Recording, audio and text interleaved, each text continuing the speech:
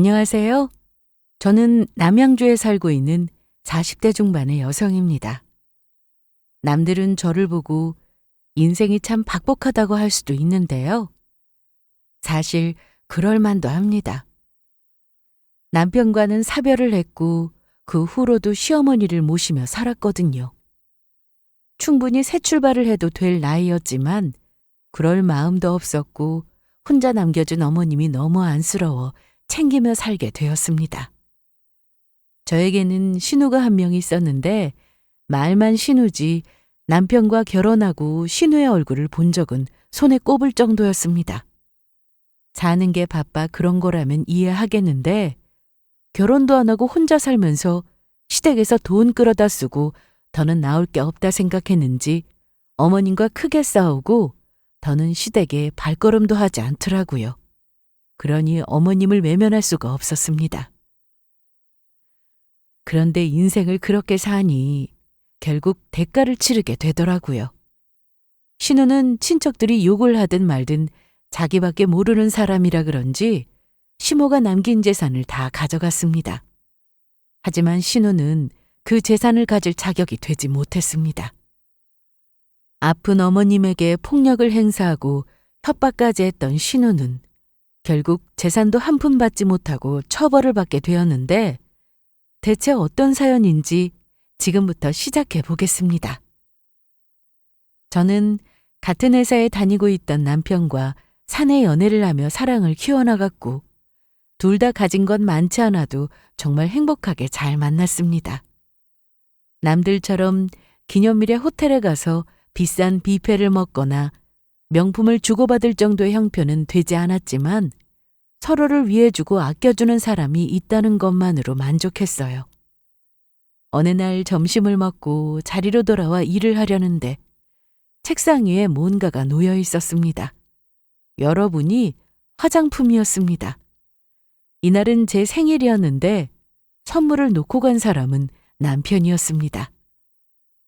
같은 회사를 다녔지만 부서가 달라서 자주 마주치지는 않았어요. 그래서 화장실에 가는 척하며 전화를 걸었습니다. 자기 뭐야? 언제 샀어? 며칠 전에 샀지? 그거 자기가 갖고 싶어 했던 거 맞지? 맞아. 그런데 어디서 샀어? 인터넷으로 사지.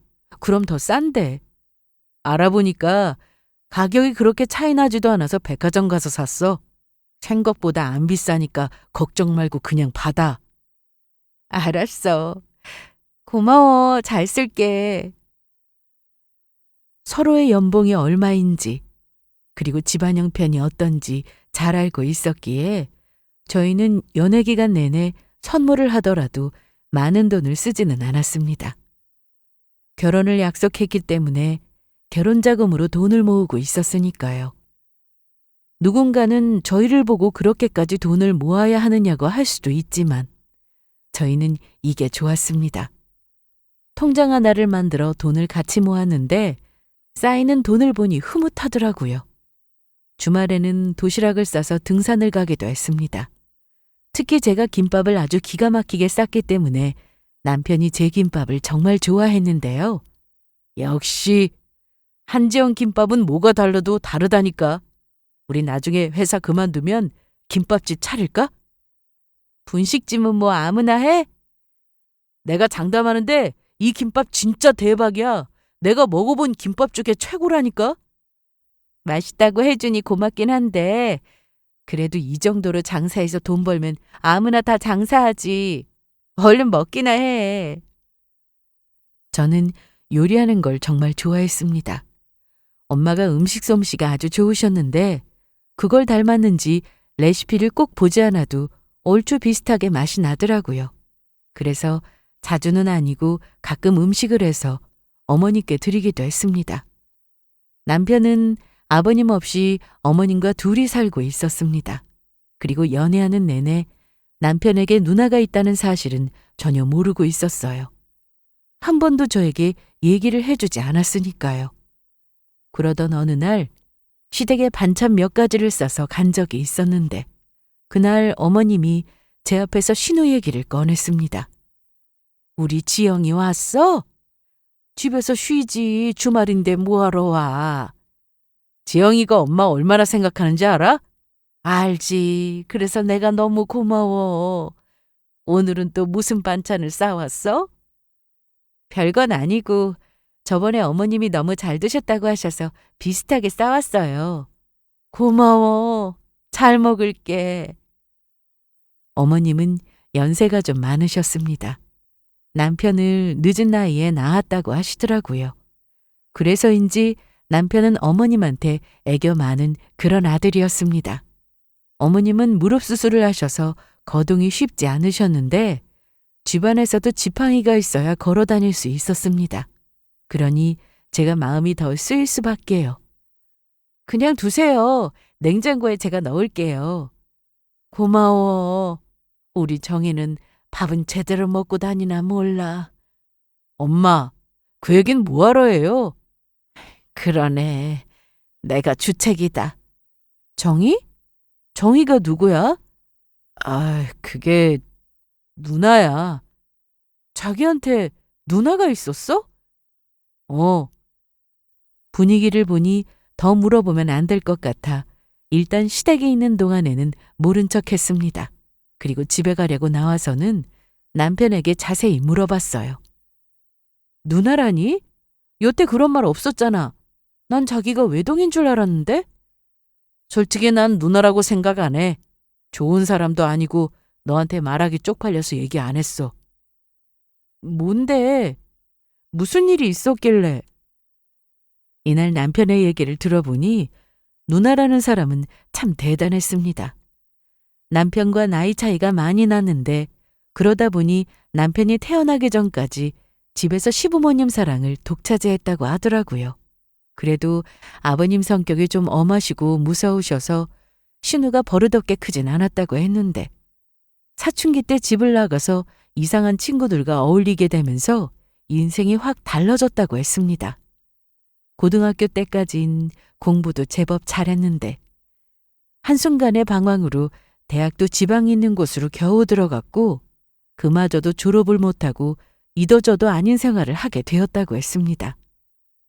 집에서는 대학을 안 나와도 할 일은 많으니 찾아보라고 했는데 신우는 그럴 의지도 노력도 하지 않았고 성인이 되고 나서도 여전히 집에 손 벌리는 그런 자식이었다고 합니다.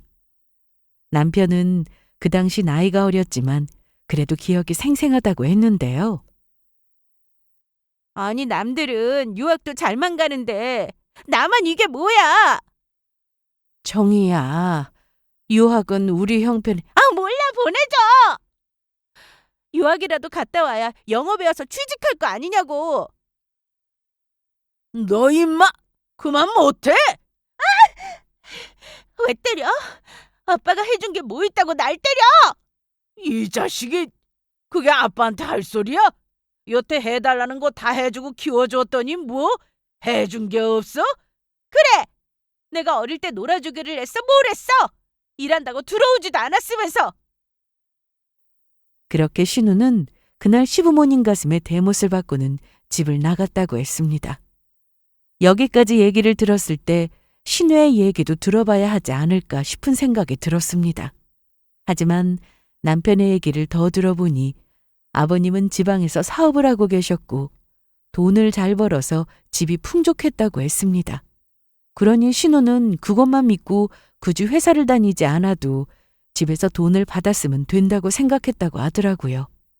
하지만 아버님의 성격상 그건 말도 안 되는 일이었고 뭐라도 직접 일을 내서 돈을 벌라고 했답니다. 그런데 신우는 그 말을 듣지 않았고 집을 나간 이후 아버님의 사업은 내리막길을 걸었다고 했는데 얼마 뒤 사업이 망하자 그 스트레스로 결국 아버님이 세상을 떠났다고 했습니다. 이런 사연 때문에 그동안 저에게 말하지 않았다고 하더라고요. 들어보니 이해는 됐습니다. 좋은 얘기도 아니니 굳이 꺼내고 싶지 않았겠구나 싶었죠.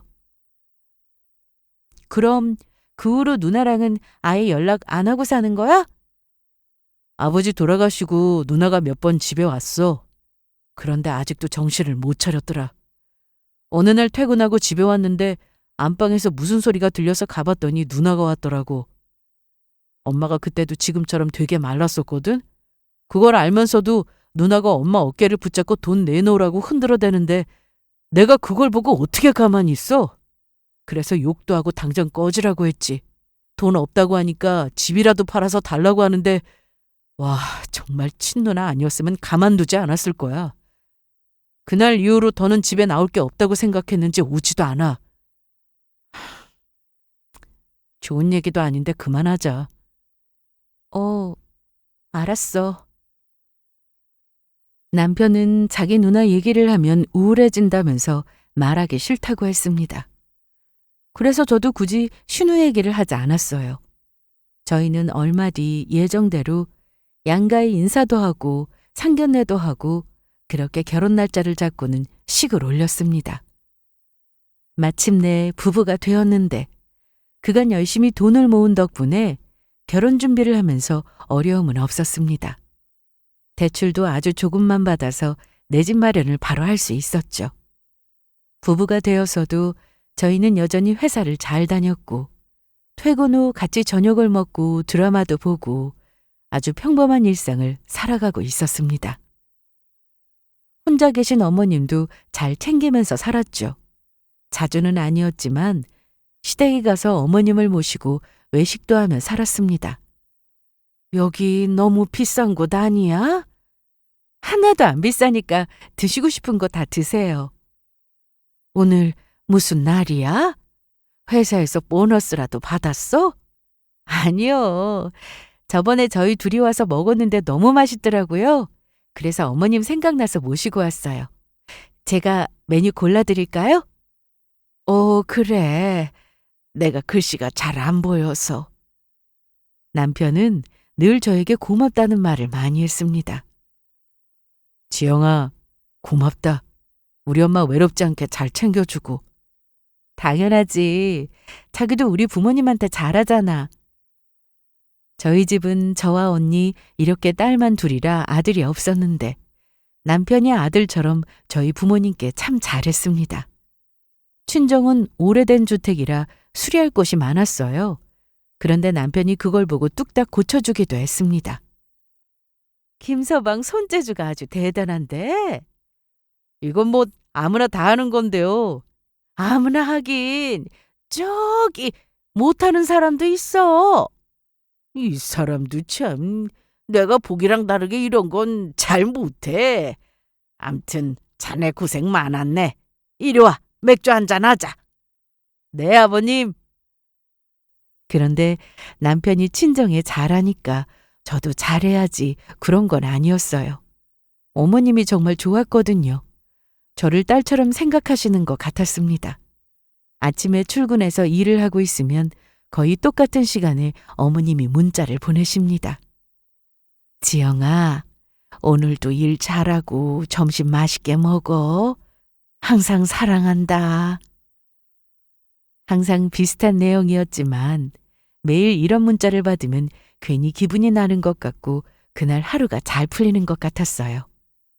저희 둘 다 맞벌이를 하며 살아서 여유 있게 살았기에 종종 용돈을 드렸는데 그럴 때면 어머님은 받지 않으셨습니다. 그래서 한 번은 몰래 어머님 화장대에 올려두고 온 적도 있었는데 그걸 그대로 가지고 계시다가 저와 남편이 시댁에 갔을 때 저 모르게 제 가방에 넣어두시는 그런 분이셨습니다. 돈 버는 거 허투루 쓰지 말고 나중에 아이 생기면 돈 많이 들어가니까 아끼라고 하셨어요. 결혼 후 양가의 생활비나 용돈을 드리는 일도 없고 저희는 생활비를 제외하고 받은 월급을 차곡차곡 모았습니다. 그리고 그 흔한 고부 갈등 없이 아주 잘 살고 있으니 친구들은 저를 보며 신기하다고 했습니다. 지영아, 넌 결혼하고 얼굴이 더 좋아 보인다? 그래? 마음이 편해서 그런가? 어머님만 계신다면서 시집살이 같은 건 없어? 전혀. 우리 어머님 그런 분 아니셔. 거짓말. 정말 없어? 원래 홀씨 어머니 시집살이가 더하다고 하던데. 친정엄마랑도 투닥투닥 하는데 어머님하고 왜 그런 게 없겠어. 그런데 불만이라고 해봤자 어머님이 용돈을 드려도 안 받으시고 겨울에 시댁 가면 가스비 많이 나온다고 춥게 사셔서 내가 잔소리하는 정도야? 이 말에 친구들은 부러운 듯 저를 쳐다봤습니다. 사실 정말 그랬습니다. 제가 시댁에 가면 어머님은 남편에게 설거지도 시키고 아니면 쉬엄쉬엄 하면 된다고 하시면서 집안일에 절대 손대지 못하게 하셨어요. 무릎이 안 좋으셔서 식사는 제가 챙겼지만 그게 어려운 일도 아니었습니다. 그러다 보니 그런 부분으로 어머님과 투닥거리는 건 좀 있었지만 그 외에 시댁에 불만은 전혀 없었어요. 친구들은 결혼해서 1년에 2번은 해외여행을 가곤 했는데 저와 남편은 그런 게 부럽거나 하지는 않았습니다. 시어머님은 외출도 잘 못하고 계시는데 저희 둘만 좋은 곳으로 여행을 다니기가 죄송스럽더라고요. 어머님은 늘 자기 생각하지 말고 언제든지 하고 싶은 대로 살라고 하셨지만 제 마음이 그렇지 못했습니다. 그러던 어느 날 남편이 사고로 먼저 세상을 떠나게 되었습니다. 출장을 간다고 했고 지방에 가 있는 동안 저와 매일 통화도 했기에 이런 일이 일어날 거라고는 생각도 못했습니다. 아침 7시면 꼭 전화를 하던 남편이었는데 이날은 전화가 없었습니다. 그래서 제가 출근길에 전화를 걸었는데 받지를 않더라고요. 혹시 일하느라 그런가 싶었지만 뭔가 이상했어요. 그래서 회사에 도착 후 남편에게 문자도 하고 전화를 기다렸는데 얼마 뒤 전화가 걸려온 곳은 남편이 아니라 병원이었습니다. 남편이 사고를 당했고 병원에 도착했는데 상당히 위급한 상황이라고 했습니다. 그런데 남편이 있는 곳은 지방이라 바로 출발을 한다고 해도 시간이 좀 걸렸습니다. 그래서 가는 내내 제발 살아있게만 해달라고 얼마나 빌었는지 모릅니다. 하지만 그렇게 빌면서 갔는데도 제 소원은 이루어지지 않았습니다. 죄송합니다. 김정우 환자 사망하셨습니다. 그럴 리가 없어요. 이렇게 저만 두고 떠날 리가 없다고요.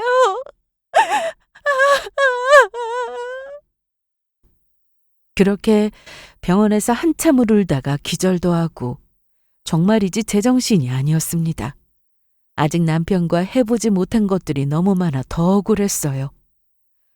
남들 다 가는 해외여행도 가보고 싶었고 비싼 호텔 뷔페도 먹으러 가고 싶었고 예쁜 아기도 낳고 그렇게 잘 살아보고 싶었는데 대단한 거 바란 것도 아니었는데 왜 나에게만 이런 시련이 생기는 건지 세상이 원망스럽기만 했습니다.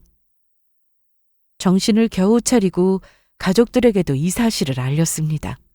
어머님은 몸이 불편하셔서 저희 부모님이 모시고 내려오셨는데 어머님 표정을 보니 망연자실한 표정이었습니다.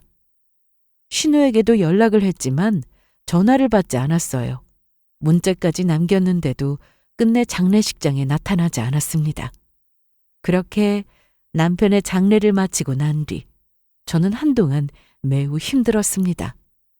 저 못지않게 어머님도 힘든 시간을 보내야 했죠.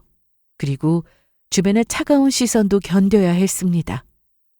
친구들 중 저를 진심으로 위로해주는 친구도 많았지만 그간 제가 남편과 행복하게 사는 모습을 보며 질투하고 시샘하던 친구들도 있었기에 제 뒤에서 저를 불쌍하다고 하는 말도 들렸습니다. 나이도 젊은데 사별이라면서 팔자가 사납다느니 박복하다느니 듣기에 거북한 말을 했는데 역시 사람이 힘들 때 진짜 내 사람을 알 수 있다는 말이 이런 거구나 싶더라고요. 당연히 화도 났지만 가서 따지고 말고 할 기운도 없었습니다. 주변에서는 시간이 약이라며 좀 지나면 좋아질 거라는 말을 많이 했지만 시간이 해결해 준다는 말은 저에게 와닿지 않았습니다. 제가 전과 달리 의욕도 없고 멍하니 살다 보니 어머님도 제 걱정을 많이 하셨습니다. 여긴 왜 자꾸 찾아와? 얼른 가. 밥솥에 밥 없는 거 보니까 오늘 낮에 굶으신 거예요? 제가 항상 말씀드렸잖아요. 식사 꼬박 챙겨 드시라고요. 얼른 내려놓고 가라니까. 그리고 앞으로는 여기 오지 마. 왜 그러세요? 너 지금 나이가 몇이냐? 나이는 왜? 가서 네 인생 살아. 이제 우리 정호도 죽고 없는데 나 신경 쓸 필요 없다. 너 없을 때도 나 잘 먹고 잘 살았어. 그러니까 내가 굶든 말든 상관 말고 가. 내 말이 우스워? 어머님, 이러지 마세요. 너 이러면 나도 힘들다. 너 볼 때마다 우리 아들 생각나서 나도 힘들다고. 보기 싫으니까 빨리 가. 어머님, 왜 자꾸 마음에도 없는 말씀을 하세요? 진심이다. 난 너 보기 싫어. 어머님.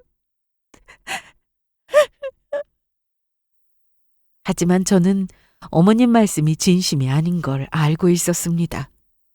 아직 제 나이가 젊으니까 어떻게든 다시 좋은 사람 만나 새 가정 꾸리고 살길 바라셨더라고요. 어느 날 친정에 갔는데 엄마한테 이런 얘기를 들었습니다. 어머님이? 언제? 장례 마치고 얼마 되지 않아서였는데 늦은 시간에 전화가 와서 받았더니 그러시더라. 시댁에 오지 못하게 해달라고. 어머님은 자기 때문에 제가 발목 잡혀 남은 인생 사는 게 아까우니 그건 못 보겠다고 하셨답니다. 그러면서 혼을 내서든 어떻게 해서든 시댁에 오지 못하게 하라고 하셨다는데 그 얘기를 듣고 너무 마음이 아팠습니다. 그래서 그동안 어머님한테 받은 사랑 이제 돌려드릴 차례라 생각하고 시간이 날 때마다 시댁에 가서 어머님을 챙겼습니다. 솔직히 말하면 저 편하라고 그랬어요. 그거라도 하지 않으면 제가 미쳐버릴 것 같았거든요. 남편과 같이 살던 집에 혼자 살면서 출근해서 일하고 퇴근 후 집에 오면 혼자 덩그러니 멍한 상태로 있다 보니 너무 힘들었습니다.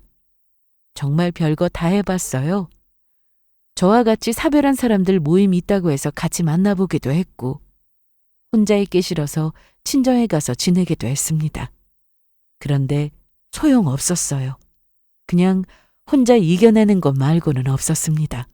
그래서 저 하고 싶은 대로 하고 살기로 결심하고는 시댁에 가서 어머님을 챙기고 며칠씩 자고 오기도 했습니다. 늦었는데 그만 가야지. 내일 토요일이에요, 어머님. 오늘 여기서 자고 갈게요. 정말? 네, 어머님. 정호 씨 옛날 사진 없어요? 아기 때 사진이요. 앨범 있는데 볼래? 네, 보여주세요. 남편을 떠나보내고 남편 물건은 거의 다 정리를 했습니다. 그걸 보면 남편 생각이 나서 더 힘들 것 같았으니까요. 그런데 그게 정답은 아니었어요. 피한다고 되는 게 아니더라고요. 그래서 남편이 생각나면 사진도 보고 같이 살았을 때 찍은 영상도 보면서 마음껏 그리워했습니다. 시댁에 가서는 어머님과 남편 얘기도 많이 했고요.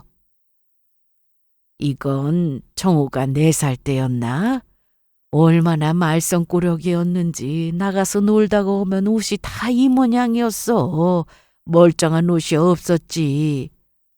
이건 너무 심했다. 그렇지? 그래도 아주 귀여웠어. 내가 속상한 일이 있어서 조금만 표정이 어두워도 옆에 와서 왜 그러냐고 묻고 이 엄마 힘들게 한 사람 누구냐고 물어보면서 혼내준다고 하고 그랬거든. 아이 참, 저랑 약속하셨잖아요. 안 울기로. 아니, 눈에 뭐가 들어가서 그래. 여기 닦으세요. 저도 안 우는데. 이제 안 울 거야. 정말이야. 어머님은 언제든지 좋은 사람 생기면 만나서 재혼하라고 하셨습니다. 처음에는 어머님 그런 말씀 하실 때마다 화가 났어요. 자꾸 저를 밀어내려고 하시는 것 같아서요. 하지만 시간이 지날수록 저도 감정이 무뎌졌고 그러겠다고 해야 어머님 마음이 편해질 것 같아서 알겠다고 했습니다. 걱정 마세요.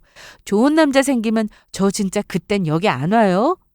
그래, 그게 내가 바라는 거다. 그런데 그 전까지는 와도 되잖아요. 그렇죠? 그러니까 저 올 때마다 그런 말씀 좀 하지 마세요. 완전히는 아니지만 그래도 어느 정도 일상을 되찾은 저는 회사에 출근해서도 전처럼 직장 동료들과 잘 지냈고 어머님과도 자주 연락하며 그렇게 지냈습니다. 어머님은 갈수록 몸이 안 좋아지셨는데 그래도 같이 살 생각도 하고 있었습니다. 하지만 시댁에 제가 들어가는 건 출퇴근이 너무 힘들었고 저희 집으로 모시자니 어머님이 단칼에 거절하셨습니다. 같이 사는 건 내가 싫다. 왜요? 아이 글쎄 싫어. 어머님은 같이 살지 않는 대신 가끔 들여봐달라고만 하셨습니다. 퇴근 후 시간이 되면 시댁에 꼭 갔고 어머님은 잔소리처럼 만나는 사람은 없냐고 늘 물어보셨는데 아직 없어요. 생기면 말씀드릴게요. 그래, 꼭이다. 이렇게 좋은 나이에 혼자 사는 건 말이 안 되는 일이지. 제가 생각해도 그래요. 한 살이라도 젊을 때 다시 새 인생 살아봐야 하는데. 가만히 있으면 남자가 생겨. 주말에 여기 오지 말고 어디든 나가라니까. 제가 알아서 해요. 어머님은 어머님 건강에만 신경 쓰세요. 아셨죠? 시간이 좀 지나서인지 저도 어머님 말씀에 받아칠 여유가 좀 생겼습니다. 솔직히 다시 누군가를 만나고 연애하고 결혼해서 살 자신은 없었습니다. 여전히 남편이 그리웠거든요. 하지만 사람 인생은 알 수 없는 거잖아요. 좀 더 시간이 흘러 좋은 사람이 나타나서 좋은 가정을 꾸리고 살지는 아무도 모르는 거니까. 어머님한테도 남자 생기면 이제 안 올 거라고 농담하듯 말씀드리곤 했는데 어머님은 오히려 그런 말을 더 듣기 좋아하셨습니다. 그러던 어느 날 어머님이 건강이 너무 안 좋아지셔서 병원에 입원을 하게 되었습니다. 나이도 좀 있으셨고 몸이 허약한 체질에 당뇨까지 있으셔서 입원 후 몸 상태를 지켜보기로 했는데 담당 의사 선생님의 얘기를 들어보니 생각보다 많이 안 좋다고 했습니다. 시력이 나빠지신 건 이미 오래됐고 당뇨 관리가 안 되시는 것 같아요. 혈액순환도 문제가 있고요. 관리 잘하면 얼마든지 좋아질 수 있다고 하지만 어머님은 그러기에 나이가 많으셨습니다. 몸 상태도 최악이었고요. 목소리까지 나오지 않아서 대화도 거의 불가능한 상황이었어요. 일단 입원하고 상태를 지켜보기로 했는데 좀 좋아지는가 싶다가 다시 나빠지고 반복이었습니다. 그러다 입원한 지 얼마 되지 않아 어머님이 돌아가셨습니다. 병원에서도 마음의 준비를 하고 있으라고 했기에 생각은 했지만 이렇게 빨리 돌아가실 줄은 몰랐습니다. 저에게 늘 다정한 목소리로 지영아라고 불러주셨는데 더는 그 목소리를 들을 수 없게 되니 눈물이 멈추지 않았습니다. 그런데 남편이 세상을 떠났을 때도 나타나지 않았던 신호가 어머님의 장례식장에 나타났습니다. 이번엔 제가 연락을 하지 않았는데도 어떻게 알았는지 찾아왔더라고요. 저는 마음을 다잡고 장례 준비를 하고 있었는데 어떤 여자가 다가오더니 올케! 네? 누구신데? 나야! 정호 누나! 얼굴을 보니 맞았습니다. 남편과 결혼하고 얼마 되지 않아 시댁 근처에서 몇 번 본 적이 있는데 그때보다 나이가 훨씬 더 들어 보였고 눈매가 날카로워졌더라고요. 하긴 그만큼 세월이 많이 흘렀으니 그때 얼굴이 없는 건 맞았는데 이상하게 얼굴이 더 무서워 보였습니다. 신우는 어머님이 돌아가셨는데도 슬픈 기색 하나 보이지 않았습니다. 거기다 껌을 쫙쫙 씹으면서 말을 하는데 절로 눈살이 찌푸려졌습니다. 그동안 우리 엄마 잘 챙겨줬다며? 왜 그동안 한 번을 안 오셨어요? 먹고 사느라 바빴어. 난 뭐 입으면 되나? 손님은 내일부터 오는 건가? 신우는 남의 장례식장에 온 것처럼 행동했습니다. 거기다 남편에 대한 얘기는 일제 하지도 않았죠. 그래서 직접 물어봤습니다. 형님, 왜? 정호 씨 장례 치른다고 제가 전화도 하고 문자도 보냈는데 일부러 안 오셨던 거예요? 아까 말했잖아. 먹고 사느라 바빴다고. 남도 아니고 형님 동생이잖아요. 연락 끊고 살아서 남이나 다름없는데 그런 말 할 거면 나한테 말 걸지 마. 장례가 총 3일인가? 아, 여기 방이 있다던데. 아, 저기 안쪽에 있었구나. 나 좀 들어가서 쉴게. 이날 신우의 행동은 참으로 기가 막혔습니다. 남도 이렇게는 안 할 텐데 어머님 사진을 제대로 쳐다보지도 않더라고요. 장례 기간 내내 신우는 하는 게 아무것도 없었습니다. 손님들이 올 때 인사는 했지만 좀 서 있다가 다리가 아프다면서 방에 들어가 누워 자기도 했으니까요. 그렇게 장례가 끝난 뒤 저는 어머님을 잘 모셔드렸습니다. 남편이 있는 곳에 같이 모셨는데 이제 곧 만나겠구나 싶었어요. 남편은 떠나보낼 때와는 또 다른 기분이었습니다. 그래도 어머님과 많은 추억을 남기고 제가 할 수 있는 만큼 다 했더니 후회는 없었습니다. 그런데 장례 후 신우는 황당한 말을 했습니다. 저는 시댁에 가서 어머니 물건을 정리하고 있었는데 신우가 찾아왔습니다. 진작에 이 집 팔고 이사를 갔어야지. 엄마도 참 답답해. 주변은 다 올랐는데 이 집만 그대로잖아. 여긴 왜 오셨어요?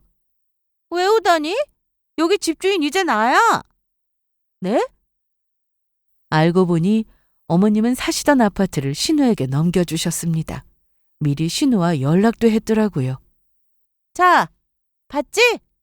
엄마가 이 집 나한테 준다고 하셨다고. 유언장 이거 법적 효력 있는 거 알아 몰라? 이거 정말 어머님이 쓰신 거 맞아요? 그럼 누가 써? 엄마 글씨체랑 똑같은데. 그리고 올케가 이렇게 의심할 것 같아서 녹음도 있어. 들어볼래? 들어보니 어머님의 목소리가 맞았습니다. 그런데 평소와는 달리 유독 더 떨리고 불안정한 목소리였는데 어쨌든 어머님이 직접 녹음하신 게 맞더라고요. 녹음된 날짜를 보니 어머님이 병원에 입원하기 며칠 전이었습니다. 제가 없는 낮에 신우가 다녀갔던 거였죠. 이날 어머님을 따로 만나신 거예요? 어머님 거동도 힘드셔서 외출은 어려웠을 텐데. 엄마가 전화해서 집으로 오라고 하던데? 그래서 갔더니 엄마가 유언장 주더라. 그리고 혹시 모르니까 녹음도 한 거고. 됐지? 제가 어이없는 표정을 하니 신우는 올케, 팔은 안으로 굽는 거야. 설마 뭐 바라고 우리 엄마 모신 건 아니지? 동생까지 세상 떠났으면 빨리 정리하고 다른 남자 만나서 살 것이지. 이게 뭐야 궁상맞게. 엄마도 알았던 거지. 올케 네가 이 집 욕심낼까 봐 급하게 나 불러서 집 준다고 한 거야. 이제 알았어? 네가 우리 집에서 어떤 존재인지? 욕심내지 마라. 네, 욕심 안 낼게요. 그럼 빨리 나가. 어머님 쓰시던 물건은 제가 정리하고 가면 안 될까요? 그러던가 챙길 거 있나 찾는 모양인데 우리 엄마 물건 중에 멀쩡한 거 하나도 없으니까 괜한 짓 하지 마라. 헛수고란 얘기야. 챙길 거 빨리 챙겨서 나가 업체 불러서 다 버리게. 이날 신우는 저를 보며 실컷 비웃었습니다. 고생만 하고 받아가는 건 없다면서 뭐하러 그 짓 하며 살았냐고까지 했죠. 신우의 말대로 뭔가를 바라고 어머님을 챙겨드린 건 아니었습니다. 다만 신우가 어떤 사람인지 너무나 잘 알고 있었기에 이 집이 신우에게 넘어가는 게 안타까울 뿐이었어요. 그런데 신우가 원하는 대로 되지는 못했습니다. 아무리 생각해도 너무 이상하더라고요. 남편과 사별 후 어머님과 더 가깝게 지내면서 신우의 얘기도 종종 했었는데요. 아무리 연락 끊고 살아도 그래도 어머님 딸인데 보고 싶고 그렇지 않으세요? 난 걔가 무서워. 네? 무섭다고요? 응. 어머님이 살아계셨을 때 신우 얘기만 나오면 눈물을 보이셨습니다. 처음에는 그래도 자식이니까 보고 싶어서 그런가 보다 생각했어요. 하지만 그게 아니라 혼자 있을 때 조용히 찾아와서 시모에게 돈을 달라고 했더라고요. 물론 제가 남편과 결혼하기 전에 일어났던 일이었는데 그때 시모는 그래도 딸이 오랜만에 집에 왔으니 모진 말은 하고 싶지 않아 밥이라도 해주고 싶어 차려줬는데 밥상을 엎는 건 물론이고 돈을 안 주면 때리기까지 했다고 했습니다. 그 말을 듣고 너무 놀랐는데 신우 얘기에 손을 덜덜 떠는 시모의 모습을 본 순간 얼마나 두려웠는지 알 수 있었습니다. 그런데 이런 신우한테 직접 전화해서 오라고 하고 유언까지 했다는 사실이 믿기지 않았습니다.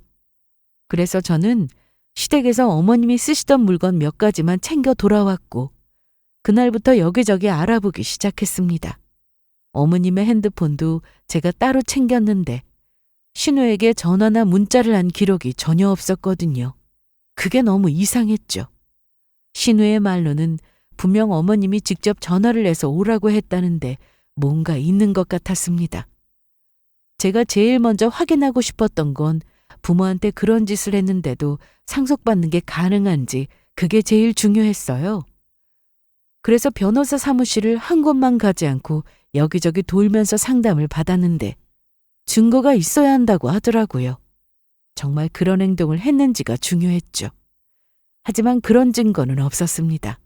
그런데 저에게는 CCTV가 있었습니다. 어머님이 다리 통증도 심해지시고 몸이 많이 약해지셨기 때문에 저는 시댁에 CCTV를 설치해 두었습니다. 물론 어머님의 허락을 받아 거실에만 설치를 했죠. 장례가 끝나고 시댁에서 어머님의 물건을 챙길 때 거실에 있던 CCTV도 챙겨왔는데 집에 와서 그걸 돌려보기 시작했습니다. 너무나도 다행히 클라우드 저장 서비스가 있어서 그 당시 영상이 잘 저장되어 있었는데요. 저는 그날 집에서 그 날짜의 영상을 보고 너무 가슴이 아팠습니다. 그리고 신우를 절대로 가만두지 않겠다고 다짐했죠. 저는 그 영상을 들고 급히 변호사 사무실을 찾았습니다. 그리고 빠르게 유언장 무효 소송을 준비를 하게 되었습니다. 그런데 아직 소장 제출을 하기도 전이었는데 신우가 저를 찾아왔습니다. 이날은 어머님 친척 몇 분이 저를 찾아오셔서 같이 얘기를 나누고 있었는데 신우는 친척분들을 보고도 제대로 인사도 하지 않고 저에게 따지기 시작했습니다. 무슨 일로 찾아왔어요? 나 참 기가 막혀서 옳게! 아니 야! 이거 아주 상여우네. 뭐라고요? 내가 끝까지 모를 줄 알았어? 너 땅 받았다며. 그래놓고 내 앞에서 모른 척 했던 거야? 나보고 1억짜리 아파트 먹고 떨어져라? 그 땅 지금 엄청 올랐던데 그걸 받고 왜 나한테 말을 안 했어? 신우의 말대로 저는 어머님한테 받은 땅이 있었습니다. 결혼 초 어머님이 미리 주고 싶다고 하셔서 남편에게 증여를 해주기로 하셨는데 남편은 제가 받았으면 좋겠다고 하더라고요. 내가 법은 잘 모르는데 살아있을 때 재산 정리하는 게 좋다고 들었어. 뭐 내가 가진 건 없지만 시골에 땅이 좀 있다. 그거 청호 넣어줄게. 아직 엄마 이렇게 정정하신데 무슨 재산을 벌써 준다고 그러세요? 이날 저도 옆에 있었는데 어머님은 남편과 방에 들어가 한참을 얘기하다 나오셨고 이내 저에게 이런 말씀을 하셨습니다. 지영아, 네가 받아라. 네? 그렇게 해. 자기가 받으나 내가 받으나 똑같잖아. 어머님은 땅을 주는 대신 같이 살아야 한다거나 뭔가를 바라거나 하지 않으셨습니다. 그런데 지금 보니 그때 재산을 미리 주신 이유를 알겠더라고요. 다 신우 때문이었죠. 그리고 그 당시 저에게 땅을 주실 때 땅 가격은 그리 높지 않았습니다. 하지만 지금 시세로 보면 그때보다 몇 배나 올랐습니다. 그러니 신우가 그걸 알고 난리를 치러 온 겁니다. 그 땅 내놔! 그건 어머님이 저한테 주신 거예요. 이것 봐라. 내가 이럴 줄 알았어. 너 재산 노리고 엄마한테 잘한 거지? 여태 재혼도 안 하고. 어쩐지 아파트 나 혼자 갖는다고 할 때 가만히 있더라. 자기는 비싼 땅이 있으니까 이 아파트 안 가져도 아쉬울 거 없다. 이거 아니었냐고. 그 아파트로는 부족했어요? 당연한 거 아니야? 그 땅에 내 지분 있어. 당장 내놔. 지분이요? 글쎄요. 내가 볼 땐 없는 것 같은데요? 그래? 무식하면 답이 없다더니. 야, 법으로 하면 내가 다 받게 되어 있어. 유류분 반환 청구 소송이라고 들어봤니? 딱 기다려. 마음대로 해보세요. 너 뭘 믿고 이래? 법 몰라? 잘 몰라요. 그런데 이건 정확히 알아요. 형님이 상속 결격자라는 사실이요. 뭐라고? 저는 이날 친척분들과 신우가 있는 자리에서 CCTV 영상을 틀었습니다. 여기 이 날짜 보이죠? 형님이 저한테 보여준 유언장이 작성된 날짜예요. 그 녹음 파일 날짜도 정확히 이날이잖아요? 아니, 너 여긴 어쩐 일이야? 큰 고모가 엄마한테 가보라고 하길래 와봤어. 엄마가 몸이 많이 안 좋다고 하길래. 그런데 와보니까 정말 많이 아파 보이네. 그만 가라. 몇 년 만에 만난 딸인데 이렇게 매정하게 굴 거야? 넌 내 자식 아니야. 나 엄마 친딸이야. 날 버리겠다는 거야? 우리 버리고 나간 건 너잖아. 그러게 나한테 잘했어야지. 그럼 내가 엄마 버리고 나갔겠어? 넌 어쩜 아직도 그러냐? 너한테 대체 못해준 게 뭐가 있어? 오히려 청호가 부족하게 컸다. 그런데 잠시 뒤 신우는 시모에게 소리치며 받아 적으라는 말을 했습니다. 바로 유언장이었어요. 이때는 목소리만 들리고 화면에 두 사람의 모습이 잡히지 않았는데 싸우는 소리가 나더니 다시 화면에 시모의 모습이 보였습니다. 제가 너무 마음이 아팠던 부분이었는데 시모가 일부러 CCTV에 찍히려고 신우를 끌고 거실 한가운데로 오려는 모습이 보였습니다. 신우는 시모를 때리면서 빨리 적으라고 했고 시모는 어쩔 수 없이 종이에 신우가 부르는 대로 적는 모습이 적혀 있었습니다. 다 썼으면 녹음도 해야지. 적은 대로 그대로 읽어. 틀리지 말고 똑바로 읽으라고. 어쩐지 신우가 저에게 들려준 녹음 파일을 들었을 때 어머님의 목소리가 유독 떨리고 불안정하게 들렸는데 이런 상황 때문이었습니다. 저한테는 분명 어머님이 직접 전화해서 집으로 오라고 했다고 했죠? 그런데 어머님 핸드폰에는 형님한테 전화한 기록이 없어요. 문자를 보낸 기록도 없고요. 어머님 몸 상태가 많이 안 좋다고 친척분한테 연락받고 재산 때문에 일부러 찾아갔으면서 어떻게 이런 짓을 꾸밀 수 있어요? 이거 범죄예요. 몰라요? 이거 조작이야. 요즘 가짜 영상 만들기 쉽다던데. 유언장 위조한 사람이 그런 말하니까 너무 웃기네요. 이게 진짜인지 아닌지는 법원에서 판단해 주겠죠. 신우는 다들 자기만 쳐다보고 욕까지 하는 친척도 있었는데 다 무시하고 그냥 나가버렸습니다. 며칠 뒤 저는 예정대로 법원에 소장을 제출했습니다. 증거도 제출했고요. 신우는 그렇게 나가버리고 나름 법으로 재산을 받아낼 수 있는지 알아본 것 같았는데 아무리 찾아봐도 방법은 없었을 겁니다. 상속 자격이 되지 않기 때문에 유류분 반환 청구 자체가 되지 않는다고 알고 있거든요. 예상대로 신우는 일주일 뒤 저를 다시 찾아와서는 땅 얘기는 없던 걸로 하겠다는 어이없는 말을 했습니다. 저기 올케. 그동안 먹고 사느라 바빠서 제 남편 장례식에도 안 오고 어머님 살아계실 때도 안 보였던 사람이 요즘은 시간이 많은가 봐요. 툭하면 이렇게 찾아오시네요. 저번에 말한 그 땅 올케 가져. 엄마가 준 거라며. 그럼 올케 땅이지. 내가 욕심을 내면 안 되는 거지. 그렇지? 그러니까 그 땅은 올케가 다 갖고 아파트는 내가 갖는 걸로 하자. 어? 처음부터 그렇게 하기로 한 거잖아. 처음부터 그렇게 하기로 했다니요. 저는 그런 적 없는데요. 그럼 아파트 절반 가져. 우리 반으로 나눠 갖자. 어때? 글쎄요. 왜 아파트를 반으로 나눠야 하죠? 아니 나는 엄마 딸이니까 법으로 하면 어쨌든 절반은 내 몫으로 나와. 사실 시모의 유언장이 위조된 게 아니라고 해도 제가 어머님께 받은 땅은 받은 지 오래전이고 또 신우가 내놓으라고 해도 안 줘도 되는 거였습니다.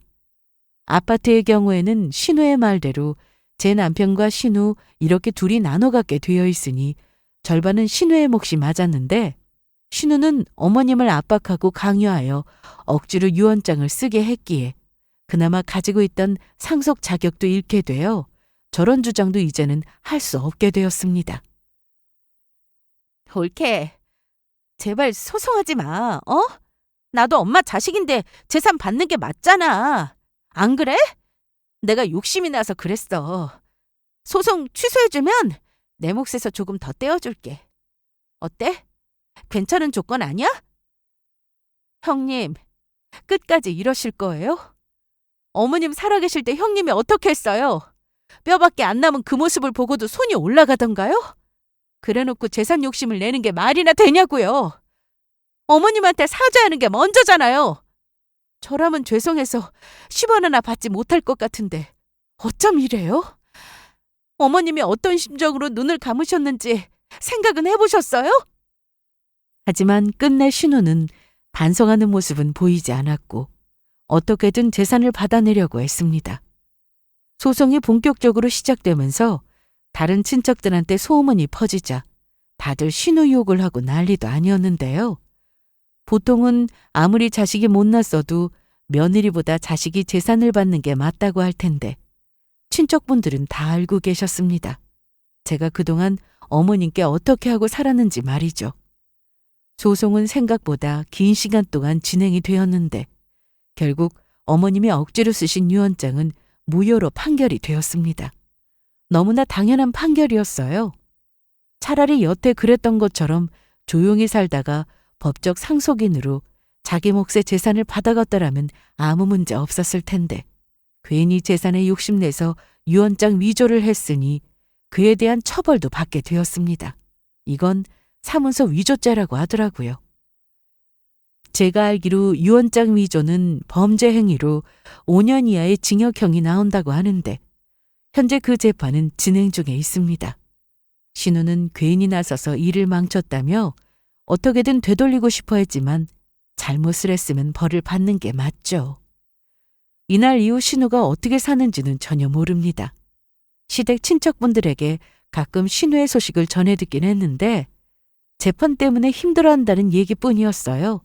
하지만 그것 또한 스스로 감당해야 한다고 생각했습니다. 저는 시간이 날 때면 남편과 어머님을 보러 자주 납골당에 갑니다. 그래서 그곳 관리자분과도 많이 친해졌는데요. 일이 어느 정도 정리되고 난 후 토요일 낮에 납골당에 갔다가 관리자분께 이런 얘기를 들었습니다. 지난주에 안 오셔서 이제 바쁘신가 했어요. 요즘 일이 좀 있어서요. 이제 더 자주 와야죠. 그런데 아까 아침 일찍 어떤 여자분이 다녀가셨어요. 여자분이요? 네, 한참을 서서 오시길래 가족분인 것 같던데. 알고 보니 신우가 다녀갔더라고요. 유리에 작은 종이 한 장이 붙어 있었는데 엄마 미안해, 정호야 미안하다 이렇게 적혀 있었습니다. 그걸 보니 마음이 먹먹했는데 진심인지 아닌지 모르지만 제발 진심이길 바랬습니다. 저는 현재 전처럼 잘 지내고 있습니다. 물론 여전히 남편이 너무 그립고 어머님 생각도 많이 납니다. 꿈에 남편은 자주 나오는데 어머님은 한 번도 나오질 않아서 그게 좀 속상하지만 언젠가 웃는 모습으로 제 꿈에 나타나시겠죠? 그럼 제 사연은 여기서 이만 마치겠습니다.